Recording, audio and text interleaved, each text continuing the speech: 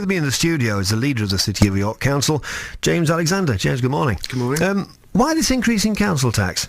Well, the first thing to say is the government gave a grant last year to councils to be able to freeze council tax. My party was the first in York to actually call for the acceptance of that.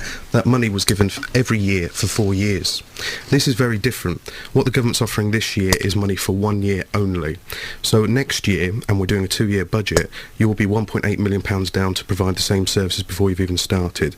So the consequence of that is either a 4.5% increase next year in council tax, which is very large, or you need an additional £2.2 million worth of cuts on top of the 20 we were already doing to be able to pay for that freeze. But you're looking at increasing the council tax by 2.9%, aren't you? Right. Has your salary gone up by 2.9% over the last few years? Because mine hasn't. No, mine's gone down. So this is the problem, isn't it? You heard people there who Joe Nita was speaking to saying that people can't do anything, they're not going out, they can't afford to go out. Yep.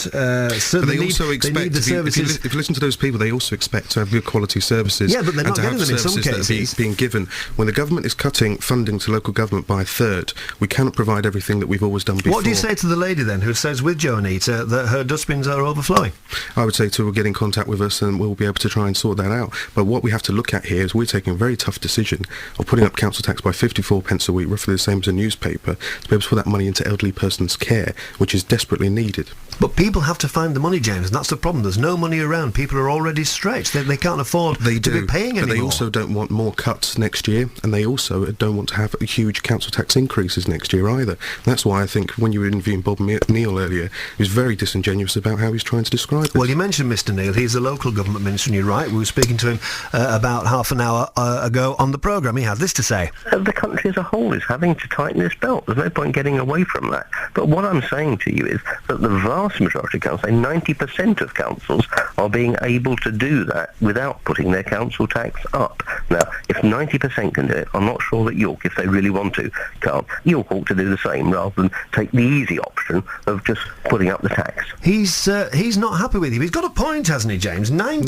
No, he has. 90% of the councils across the country are managing to deal with it. You clearly are. So there's clearly budget mismanagement going on. 99% of all councils are doing a 1-year budget. They are not telling you what the consequences are next year. Well, why can't you do a 1-year budget? Because we're being open with the public to actually say what the consequences are of taking that freeze. Next year, you're going to have councils all around this country putting up huge council tax increases, or they're going to be doing further cuts. But you're in a minority here, aren't you? You're in a minority here. Are you sure? Are you absolutely sure, Many James, councils are saying they are going to take the money out of their reserves to be able to pay for that increase in cost next year. York cannot do that. Our reserves are at absolute minimum.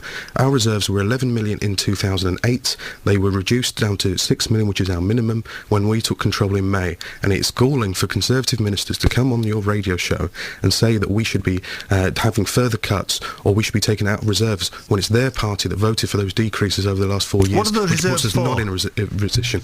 Those reserves are for if you ever have a difficult situation where a building had something wrong with it, or you had a service that completely collapsed, or you had an influx of people that needed care, then you have to dip into those reserves. But those reserves are at absolute minimum, and they cannot be used to be able to top this up.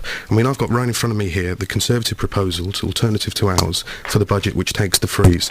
The consequence of that is a 4.6% increase in council tax next year, or £1.8 million worth of cuts. Now, I'm sure if you ask those people you interviewed earlier again whether they would be happy with that, they would say no. In the letter that came out from Bob Neal and his department, the Department for Communities and Local Government, he says in a couple of paragraphs, there's a strong moral case for the freeze, and he believes that freezing council tax is a public service.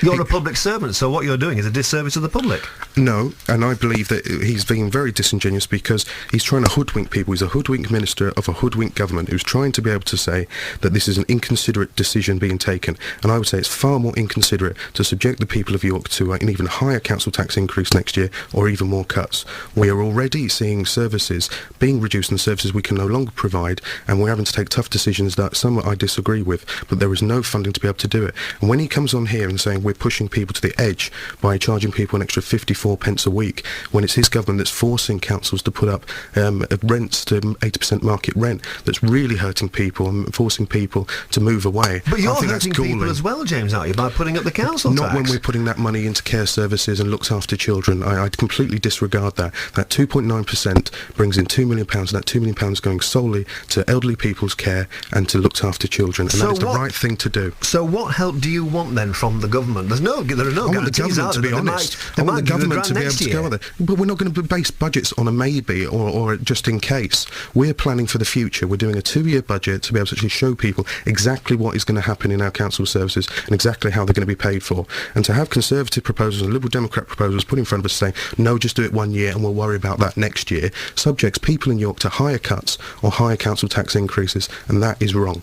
And that's why we've gone for 2.9 and not 3.5, which the government's capping at. We've gone for as a low amount of an increase as possible, and that's below Conservative councils such as Dover, Surrey and Peterborough, and that's why the government's annoyed. They're annoyed because they can't say we're a loony left council, and because we're also putting money into the local economy. We want people in jobs, and the government's not doing that.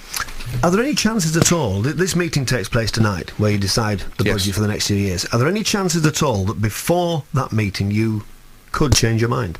And not the Labour group, no. We've set out our stall, we've said exactly why we're doing this, and we've explained the reasons for it.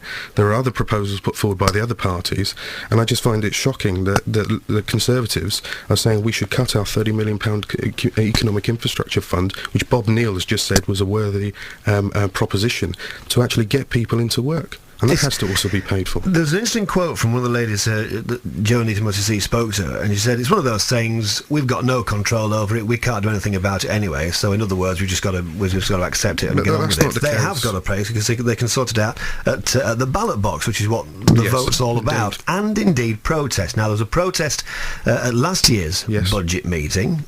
Are you listening to the people who put you in power? No, we are indeed. People are saying they don't want these cuts coming from central They government. don't want the council tax to go up. But they will have more cuts or more council tax next year. If people are saying that they actually want to have huge rises next year, I don't believe that. That is not the case. They want councils to be efficient. They want us to be lean organisations. We're taking £10.5 million out this year in efficiency savings. We're reducing our management costs. We're looking at shared services. We're setting up traded services. We're changing our services into cooperatives and social enterprises to be able to reduce costs. But on top of that, the government is still cutting our funding. We cannot do everything we've done before. And to try and make sure that we can protect the most vulnerable, we're having to take tough decisions for the future to be able to increase council tax by 54 pence a week. Thanks for that this morning. That's James Alexander, who's a Labour leader of the City of York Council.